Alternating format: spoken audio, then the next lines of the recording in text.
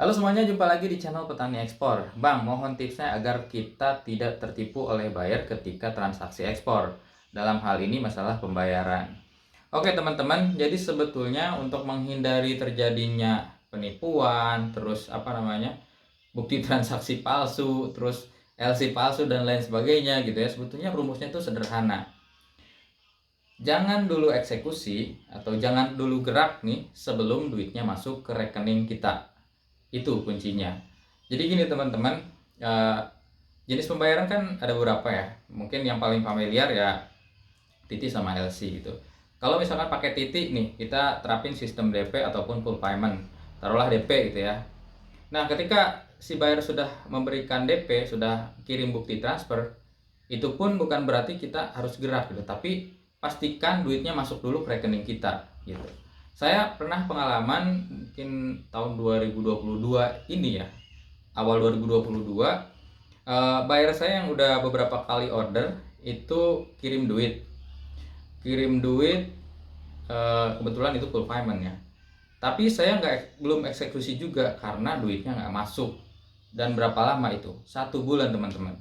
Yang biasanya 2-3 hari udah sampai duitnya gitu ya, ini kasusnya selama 1 bulan lebih nggak nyampe-nyampe duitnya. Padahal bukti transfernya nih udah valid dari bank mereka gitu ya. Apa banknya lupa, HSBC kalau nggak salah. Nah, tapi nggak masuk-masuk nih di rekening yang BRI kita. Akhirnya saya memutuskan setelah 1 bulan nggak sampai-sampai menghubungi cabang. Dari cabang nggak bisa dikonfirmasi juga, maksudnya nggak bisa di track gitu. Akhirnya saya pergi ke Kanwil 3 di BSD nih untuk yang BRI ya. Akhirnya mereka konfirmasi bahwa selama 1 bulan lebih itu duitnya ngambang. Saya nggak tahu tuh artinya ya.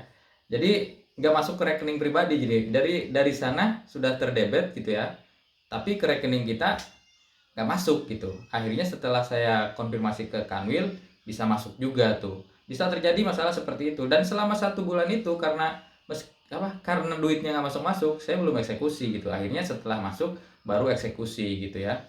Walaupun kita udah beberapa kali order, tapi kalau duitnya belum masuk ke rekening kita nih, itu kita nggak eksekusi.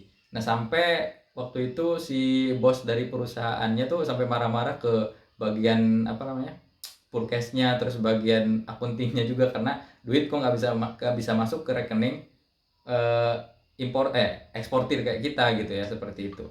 Nah, itu yang bisa diterapkan. Jadi jangan dulu eksekusi sebelum duitnya masuk. Begitupun kalau kita pakai LC ya, letter of credit, itu pun sama. Jadi kita jangan dulu gerak, jangan dulu eksekusi sebelum kita pastikan bahwa LC-nya itu memang valid, LC-nya itu memang bener gitu ya. Jadi kita cek dulu ke bank penerima atau bank penerus atau bank beneficiary gitu ya, bahwa LC-nya itu benar-benar valid gitu. Ketika nanti akan dicairkan nih, duitnya ada nggak gitu ya.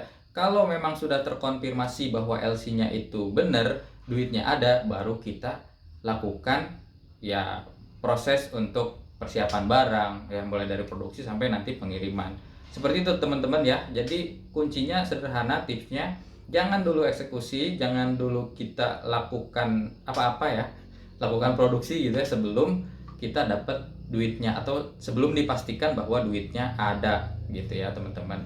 Oke, mungkin itu sharing kali ini, gambarannya seperti itu teman-teman. Semoga ada sedikit manfaat lah yang bisa didapat dari video ini. Kalau ada pertanyaan lain silahkan tulis di kolom komentar, atau ada pengalaman seputar pembayaran yang mungkin bisa dilihat juga oleh teman-teman kita yang sedang belajar ekspor, boleh ditulis juga di kolom komentar. Terima kasih. Kalau merasa video ini bermanfaat, jangan lupa klik tombol subscribe untuk mendukung channel ini. Sampai jumpa di video berikutnya.